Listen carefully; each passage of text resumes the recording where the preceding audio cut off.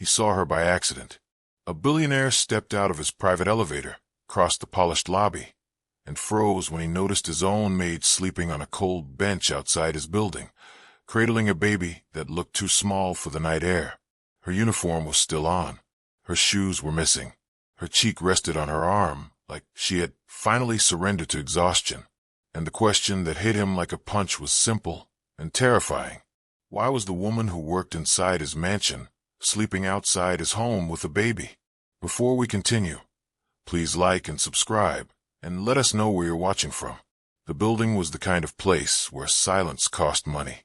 Marble floors, soft lighting, a doorman who knew every resident by face, and cameras that never blinked. A black car waited by the curb, engine humming, driver staring straight ahead like a statue. Everything was controlled, measured, expensive. Everything except the bench. Damien Cade, 36, was used to problems he could solve with a signature.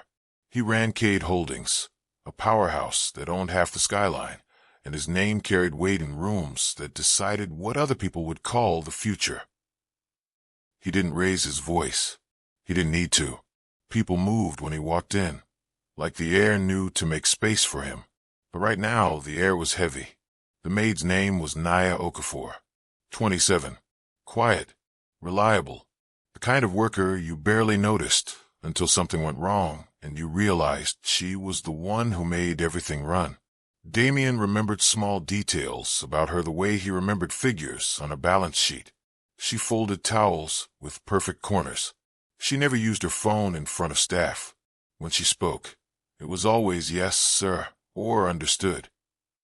He had never seen her with a baby. The child's tiny fist was curled against her chest, holding onto the fabric of her uniform as if it was the only safe thing in the world. The baby's breaths were shallow and fast, a soft whistle in the cold. Damien walked toward the bench slowly. His security detail, 2 men in dark suits, followed, but he lifted a hand without looking back. They stopped. Naya didn't wake at first. Her face was drawn tight, even in sleep, as if her body had learned not to relax. There was a faint bruise along her jawline, half hidden by her hair. Damien's eyes narrowed. He noticed another detail. Her employee badge was still clipped to her collar, slightly bent, as if someone had grabbed her by it. A small cloth bag sat under the bench. Cheap canvas, the strap fraying. On the ground beside it lay a folded paper, edges damp from the night. Damien leaned down and picked up the paper. A hospital discharge note, a date from yesterday, a newborn care instruction sheet, and a line that made his stomach tighten. Mother advised to avoid stress. No stable housing noted. He looked at the doorman through the glass doors. The man was watching now, uneasy. Damien turned back to the bench. Naya, he said quietly.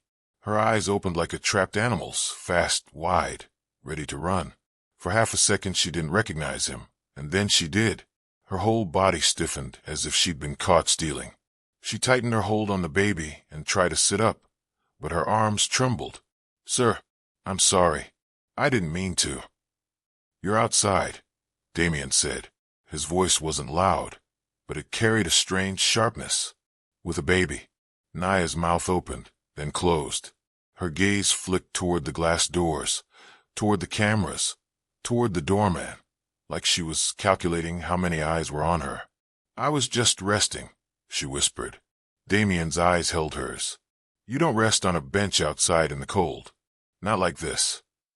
The baby stirred, a tiny sound that was halfway between a sigh and a cry.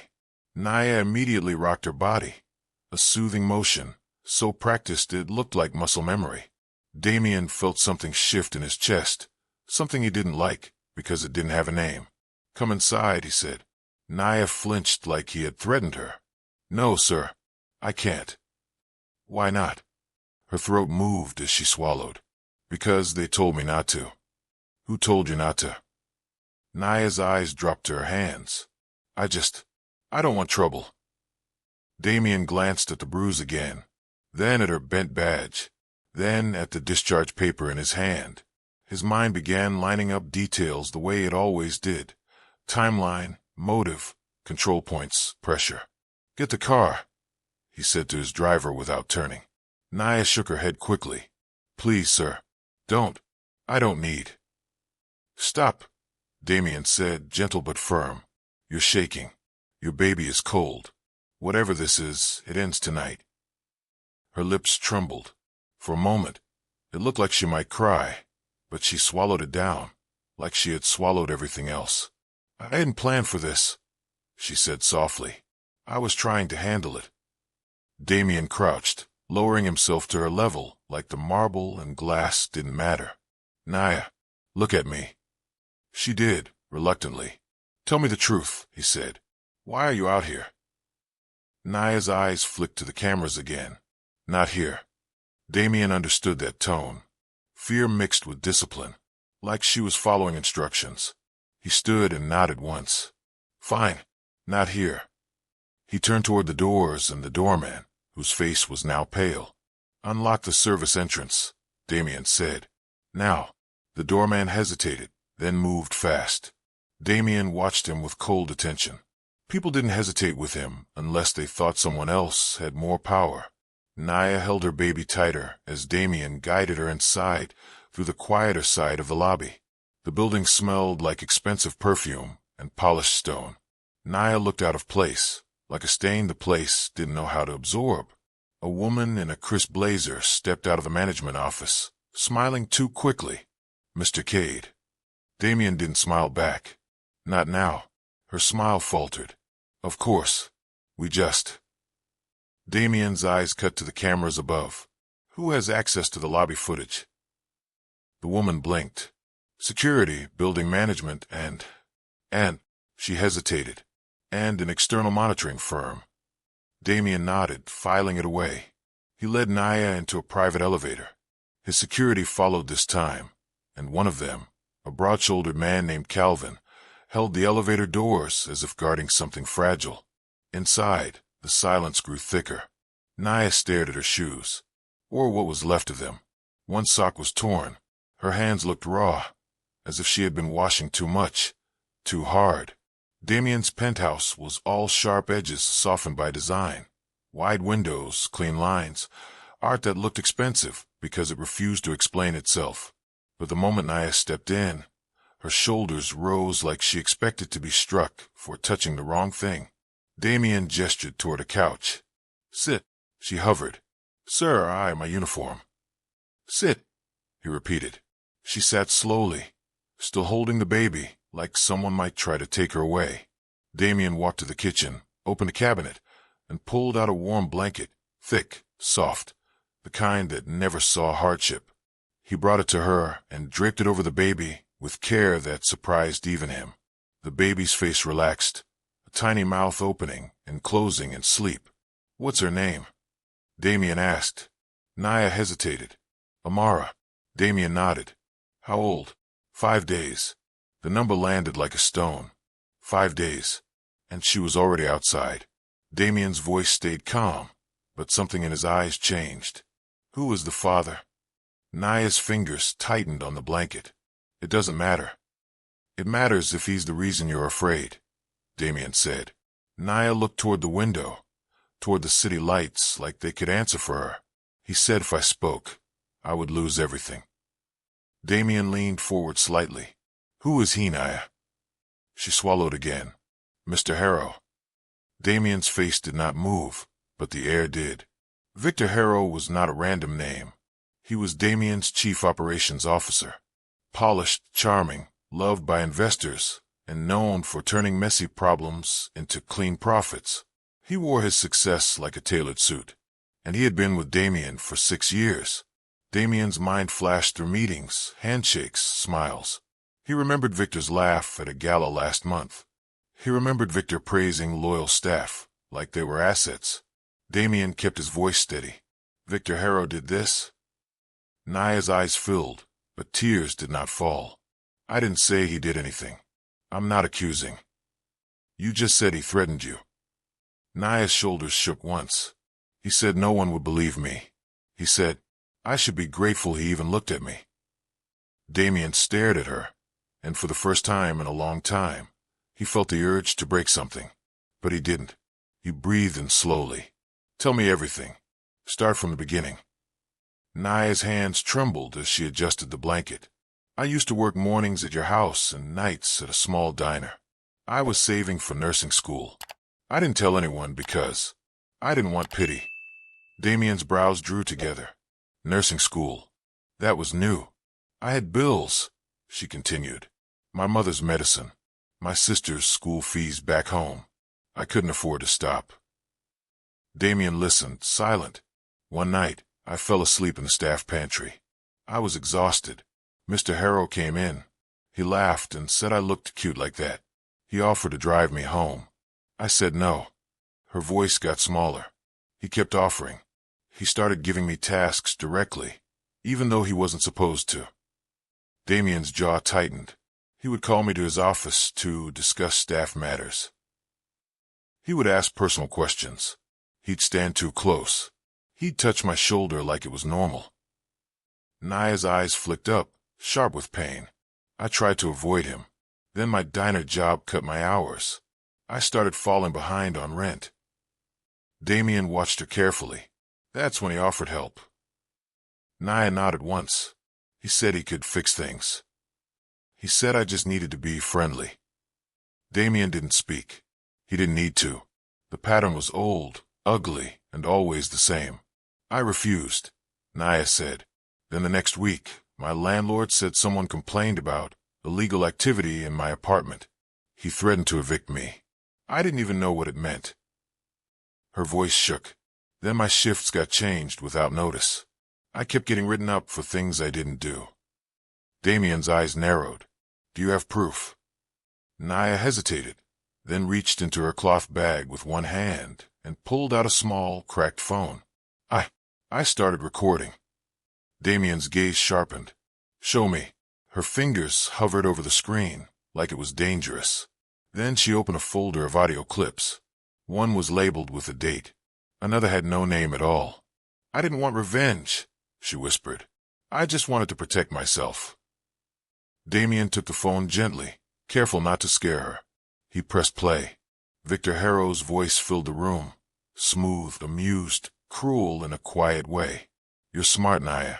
Don't make this harder than it needs to be. You want stability, don't you? You want school. You want to keep your job.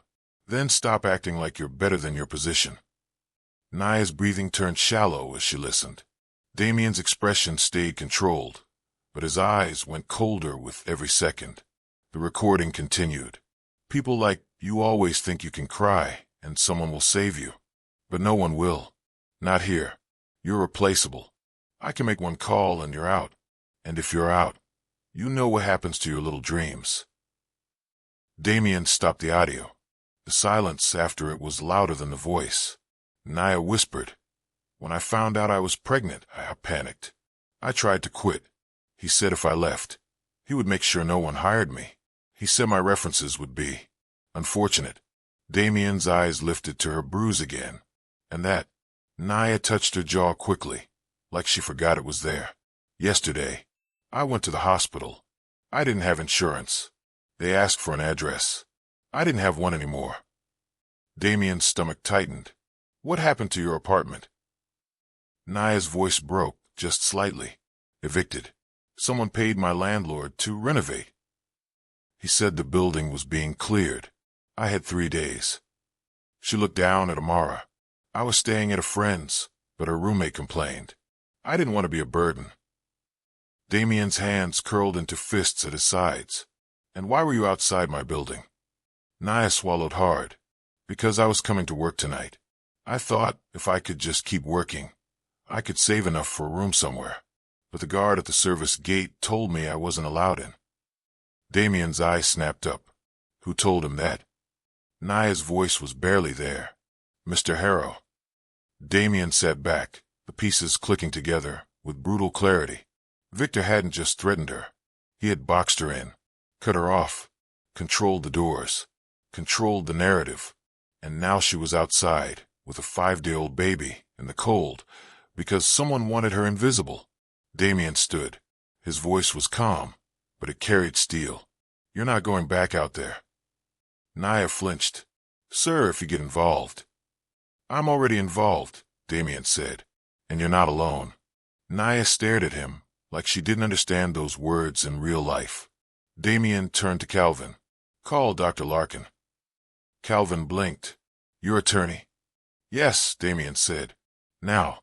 Then Damien looked at his other security, a lean man named Owen. "Pull up the building access logs for tonight. Service gate, lobby, elevators." Owen nodded and moved quickly. Naya's eyes widened. "Sir, why are you doing this?" Damien looked at Amara's tiny face. "Because someone used my name and my home as a weapon, and because I don't tolerate that." Within minutes, Dr. Elise Larkin arrived, Damien's legal counsel, a woman with sharp eyes and a voice that didn't waste time. She listened as Damien played the recording. She watched Naya's face, the bruise, the way her hands moved protectively over the baby. When the audio ended, Elise's expression hardened. "This is serious," she said. Naya's voice shook. "I don't want a scandal. I just want to work. I just want to survive." Elise leaned slightly toward her, softening her tone. "Naya, you deserve more than survival, and you deserve safety." Naya swallowed and looked away. Owen returned with tablet. "Mr. Cade, service gate denial logged at 9:11 p.m. Manual override by Victor Harrow's credentials." Damien's jaw clenched. Owen continued. "Also, the lobby camera feed was accessed remotely at 8:57 p.m. by the external monitoring firm and a direct request from building management." Damien's eyes narrowed toward the management office downstairs in his mind. Complicity. Fear. Pressure. Elise spoke quickly. "We need to move fast. If he suspects you have this recording, he'll try to rewrite the story. He'll claim theft, harassment, anything." Damien's lips pressed into a thin line. "He's smart. He'll go bigger." Almost on cue, Damien's phone buzzed. A message from Victor Harrow. "Damien, small issue. One of the house staff has been behaving erratically. Security reports she was loitering outside your building with an infant. This could become a liability. I'll handle it." Damien stared at the screen. The arrogance in those words was almost worse than the threat. Naya saw Damien's face change and whispered, "He's already trying." Damien looked at her. "He's not handling anything." Elise stood. "We should protect Naya immediately. Safe location. Medical check for the baby. Documentation of injuries. And we should notify internal compliance and the board." Damien nodded. "Do it." Naya's eyes widened at the word board. "No, please. If people hear." Damien crouched again, his voice low and steady. "Naya, he counted on your silence. That's why he could push you this far. You don't have to shout. You don't have to fight in the streets. But you will not be erased." Naya's eyes glistened. "I'm scared." Damien nodded once. "I know." Then Damien straightened and made a call. Not to a friend, not to a politician, to someone who existed for moments like this. Within the hour, a private investigator arrived, Marcus Hale, a former corporate auditor who now worked as a cleanup specialist for Truth. He listened, asked pointed questions, and then requested one thing from Naya. "Do you still have the schedule change notices? The write-ups? Any emails?" Marcus asked. Naya hesitated, then nodded slowly. "They were printed. I kept them." "Where?" "In my bag," she said, and pulled out a thin stack of papers bound by a rubber band. Damien's eyes flicked over them. Disciplinary warnings with Victor's signature. Shift changes that forced her into late-night hours. A termination draft that wasn't finalized yet. And one more thing. A photocopy of keycard request form. Victor's handwriting on it, requesting access control changes for staff risk management. Marcus' gaze sharpened. "These are gold," he said quietly. Naya looked confused. "They're just papers." Marcus shook his head. "They're a timeline." The next morning, Damien did what Victor didn't expect. He didn't call Victor privately. He didn't whisper threats. He didn't negotiate. He scheduled an emergency executive meeting at headquarters. Victor arrived looking perfectly composed, wearing a tailored suit and a polite smile. He walked into the room like he owned it. nodding at board members, greeting Damien with ease. But when he saw Nia seated at the far end of the table, with Elise beside her, Marcus standing near the wall, and a quiet board liaison named Judith Crane, holding a folder, Victor's smile faltered for half a second. Then it returned, smoother. "Damien," Victor said, spreading his hand slightly, "I was just about to brief you on the staff situation." Clearly, she found her way in. Nia's shoulders tightened, but she didn't speak. She stared at the table, breathing slowly, holding her dignity like armor.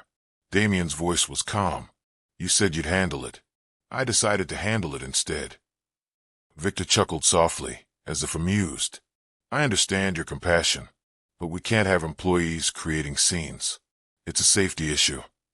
Judith Crane, the board liaison, cleared her throat. "Mr. Harrow, before you continue, please explain why you manually overrode building security to deny an employee entry." Victor's smile tightened. "A precaution." Judith opened her folder. "And why you accessed the lobby camera feed remotely last night." Victor's eyes flicked to Damien. "I didn't." Marcus stepped forward. "We have logs from the external monitoring firm. Your credentials were used." At 8:57 p.m., Victor's jaw tightened, but his voice stayed smooth. "Credentials can be misused." Damien finally looked directly at him, eyes ice cold, just like power can. Victor leaned back slightly, still pretending calm. "Damien, what is this?" Damien nodded to Elise. Elise tapped her tablet, and the room filled with Victor Harrow's recorded voice, clear, undeniable. "You're replaceable. I can make one call and you're out." The board members shifted. The air changed. A man at the side of the table adjusted his glasses, suddenly uncomfortable. Another woman's lips parted slightly in shock. Victor's face lost color. Elise paused the recording. "There are additional clips," she said, "along with a documented timeline of retaliatory schedule changes, written warnings issued without cause, and evidence of deliberate housing destabilization." Victor's voice sharpened. "This is ridiculous. She's lying." Nia lifted her eyes slowly. When she spoke, her voice was quiet, but it carried. "I didn't ask you to look at me," she said. "I asked you to leave me alone." The room went silent. Victor's gaze snapped to her, anger flashing through his mask. "You were always playing the victim."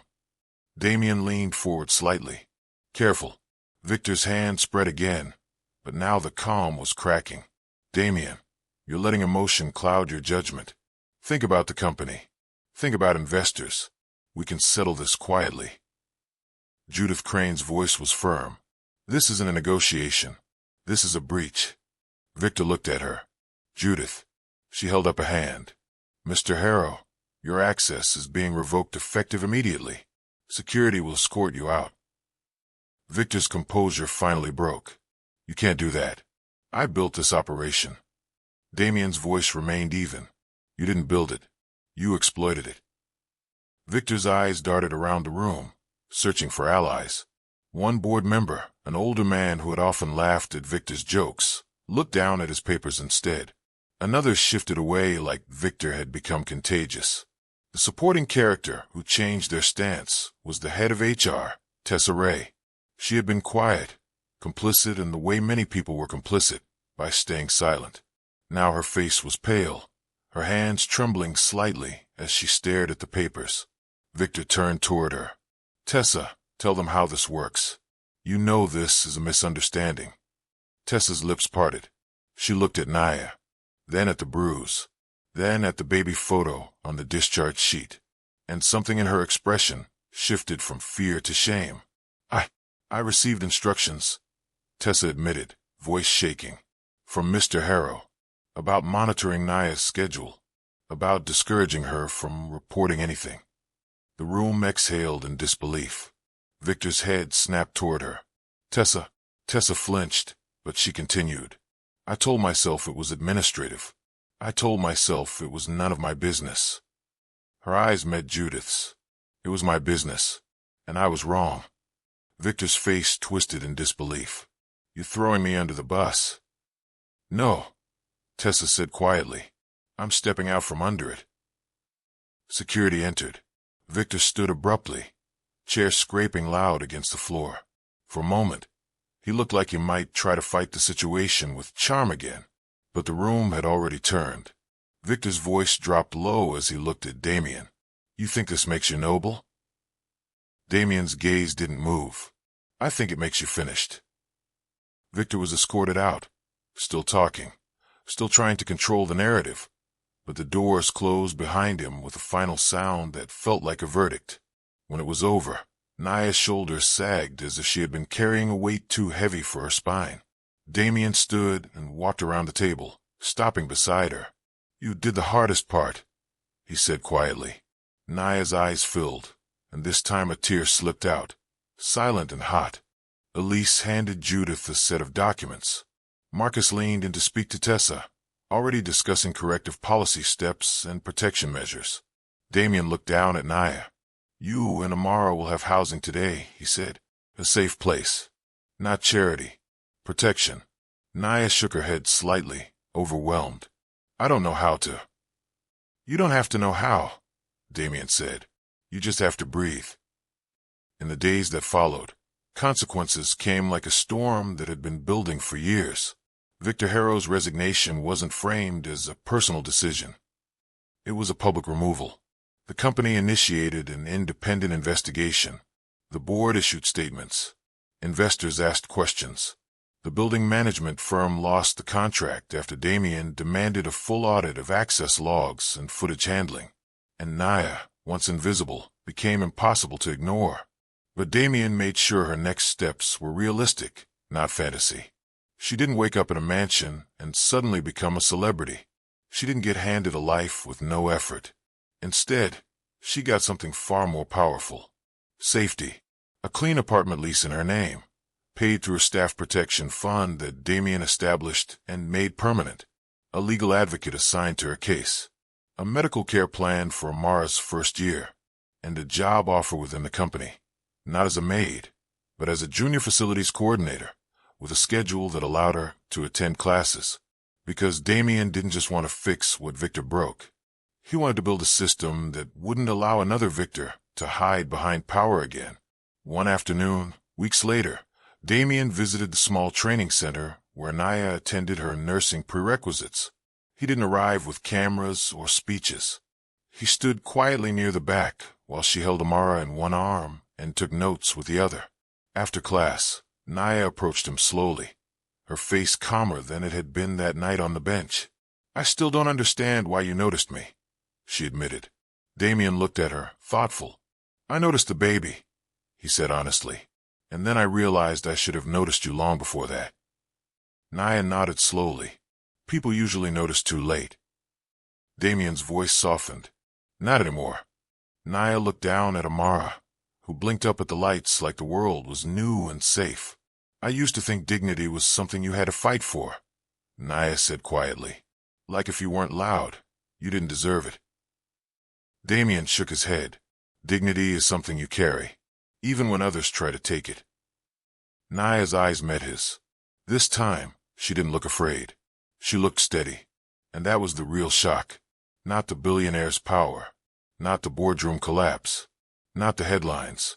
The shocking part was watching a woman who had been pushed onto a bench in the cold stand back up without losing who she was. Because wealth can build towers, but it can't buy character. Character is what you do when nobody is watching, and what you protect when everyone is.